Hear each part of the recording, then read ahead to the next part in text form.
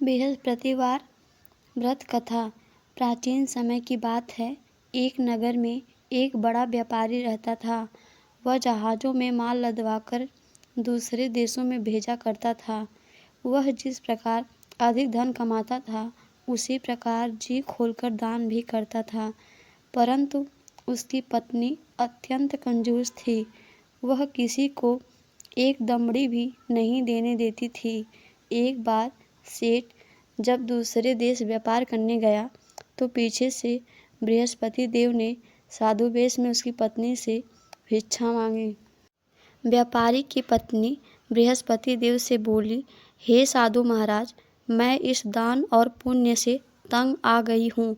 आप कोई ऐसा उपाय बताएं जिससे मेरा सारा धन नष्ट हो जाए, जिससे मैं आराम से रह सकूं। मैं यह धन लूटता हुआ नहीं देख सकती। बृहस्पति देव ने कहा, हे देवी, तुम बड़ी विचित्र हो। संतान और धन से कोई दुखी होता है? अगर अधिक धन है तो इसे शुभ कार्यों में लगाओ। कुंवारी कन्याओं का विवाह करवाओ, विद्या और बाग बगीचों का निर्माण करवाओ। ऐसे पूर्ण कार्य करने से तुम्हारा लोक और परलोक सार्थक हो सकता है। परंतु साधु की इन बातों से व्यापारी की पत्नी को खुशी नहीं हुई। उसने कहा, मुझे ऐसे धन की आवश्यकता नहीं है जिसे मैं दान दूं। तब बृहस्पति देव बोले, यदि तुम्हारी ऐसी इच्छा है तो तुम एक उपाय करना। 7 बृहस्पतिवार घर में गोबर से लीपना, अपने केशों को पीली मिट्टी से धोना, केशों को धोते समय स्नान करना, व्यापारी से हजामत बनाने को कहना, भोजन में मांस मदिरा खाना, कपड़े अपने घर धोना। ऐसा करने से तुम्हारा सारा धन नष्ट हो जाएगा। इतना कहकर बृहस्पति देव अंतर्ध्यान हो गए। व्यापारी की पत्नी ने बृहस्पति देव के कहे अनुसार 7 बृहस्पतिवार वैसा ही करने का निश्चय लिया। केवल 3 बृहस्पतिवार बीते थे कि उसकी समस्त धन संपत्ति नष्ट हो गई और वह परलोक सिधार गई। जब व्यापारी वापस आया तो उसने देखा कि उसका सब कुछ नष्ट हो चुका है। उस व्यापारी ने अपनी पुत्री को सांत्वना दी और दूसरे नगर में जाकर बस गया। वहाँ वह जंगल से लकड़ी काटकर लाता और शहर में बेचता। इस तरह वह अपना जीवन व्यतीत करने लगा। एक दिन उसकी पुत्री ने दही खाने की इच्छा प्रकट की, लेकिन व्यापारी के पास दही खरीदने के पैसे नहीं थे। वह अपनी पुत्री को आश्वासन देकर जंगल में लकड़ी काटने चला गया। वहाँ एक वृक्ष के नीचे बैठ अपनी पूर्व दशा पर विचार कर रोने लगा।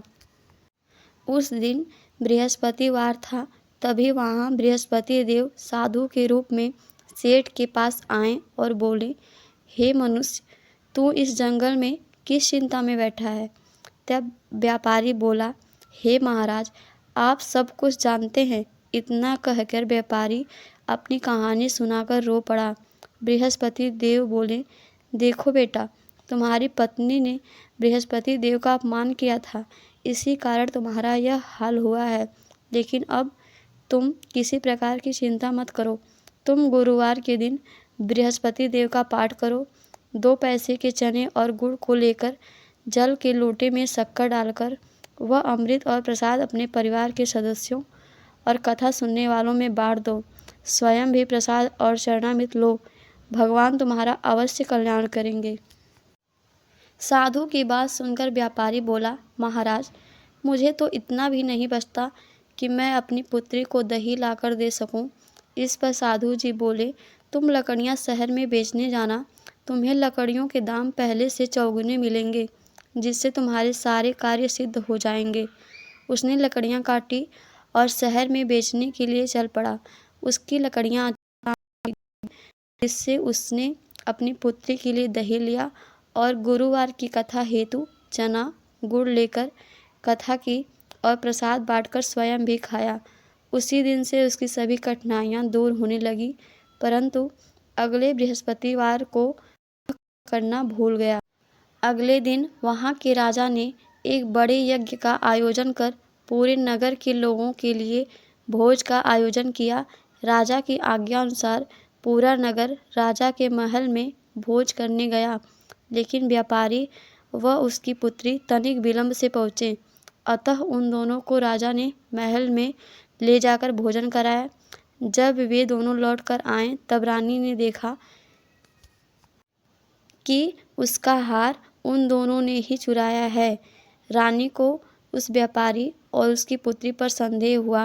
राजा की आज्ञा से उन दोनों को कारावास की कोठरी में कैद कर दिया गया। कैद में पड़कर दोनों अत्यंत दुखी हुए। वहाँ उन्होंने बृहस्पति देवता का स्मरण किया। बृहस्पति देव ने प्रकट होकर व्यापारी को उसकी भूल का आभास कराया और उन्हें सलाह दी कि गुरुवार के दिन कैद खाने के दरवाजे पर तुम्हें दो से मिलेंगे। उनसे तुम चने और मुनक्का मंगवाकर विधि पूर्वक बृहस्पति देवता का पूजन करना। तुम्हारे सब दुख दूर हो जाएंगे। बृहस्पतिवार को कैद खाने के द्वार पर उन्हें 2 पैसे मिले। बाहर सड़क पर एक स्त्री जा रही थी। व्यापारी ने उसे बुलाकर गुड़ और चने लाने को कहा। इस पर वह स्त्री बोली, मैं अपनी बहू के लिए गहने लेने जा रही हूँ, मेरे पास समय नहीं है। इतना कहकर वह चली गई। थोड़ी देर बाद वहाँ से एक और स्त्री निकली। व्यापारी ने उसे बुलाकर कहा कि बहन, मुझे बृहस्पतिवार की कथा करनी है, तुम मुझे 2 पैसे का गुड़ चना ला दो। बृहस्पति देव का नाम सुनकर वह स्त्री बोली, भाई मैं तुम्हें अभी गुड़ चना लाकर देती हूँ। मेरा इकलौता पुत्र मर गया है, मैं उसके लिए कफन लेने जा रही थी, लेकिन मैं पहले तुम्हारा काम करूँगी, उसके बाद अपने पुत्र के लिए कफन लाऊंगी। वह स्त्री बाजार से व्यापारी के लिए गुड़ चना ले और स्वयं भी बृहस्पति देव की कथा सुनी। कथा समाप्त होने पर वह स्त्री कफन लेकर अपने घर गई। घर पर लोग उसके पुत्र की लाश को राम सत्य है कहते हुए शमशान ले जाने की तैयारी कर रहे थे। स्त्री बोली, मुझे अपने लड़के का हक देने दो। अपने पुत्र का मुख देखकर स्त्री ने उसके मुंह में प्रसाद और चरणामृत डाला। प्रसाद और चरणामृत के प्रभाव से वह पुनः जीवित हो गया। पहली स्त्री जिसने बृहस्पति देव का निरादर किया था, वह जब अपने पुत्र के विवाह हेतु पुत्र वधू के लिए गहने लेकर लौटी और जैसे ही उसका पुत्र घोड़ी पर बैठकर निकला, वैसे ही घोड़ी ने ऐसी उछाल मारी कि वह घोड़ी से गिरकर मर गया। वह देख स्त्री रो रोकर बृहस्पति देव से क्षमा याचना करने लगी। उस स्त्री की याचना से बृहस्पति देव साधु वेश में वहां पहुंचकर कहने लगे, देवी, तुम्हें अधिक विलाप करने की आवश्यकता नहीं है। यह बृहस्पति देव का अनादर करने का कारण हुआ है। तुम वापस जाकर मेरे भक्त से क्षमा मांगकर कथा सुनो, तब ही तुम्हारी मनोकामना पूर्ण होगी। जेल में जाकर उस स्त्री ने व्यापारी से माफ़ी मांगी और कथा सुनी। कथा के उपरांत वह प्रसाद और चरणामृत लेकर अपने घर वापस गई। घर आकर उसने चरणामृत अपने मृत पुत्र के मुंह में डाला। चरणामृत के प्रभाव से उसका पुत्र भी जीवित हो उठा। उसी रात बृहस्पति देव राजा के सपने में आए और बोले, हे राजन, तूने जिस व्यापारी और उसकी पुत्री को जेल में कैद कर रखा है, वह बिल्कुल निर्दोष हैं। तुम्हारी रानी का हार वहीं खूंटी पर टंगा है। दिन निकला तो राजा रानी ने हार खूंटी पर लटका हुआ देखा। राजा ने उस व्यापारी और उसकी पुत्री को रिहा कर दिया और उसके आधार देख उसकी पुत्री का विवाह उच्च कुल में करवाकर दहेज में हीरे जवाहरात दिए। कहते हैं, जो व्यक्ति श्रद्धा भाव से गुरुवार को भगवान विष्णु की पूजा करता है और गुरुवार व्रत की कथा कहता और सुनता है, उसकी गरीबी और कष्ट को भगवान विष्णु दूर कर देते हैं। जीवन में सुख समृद्धि के लिए गुरुवार के दिन यह कथा अवश्य सुनें।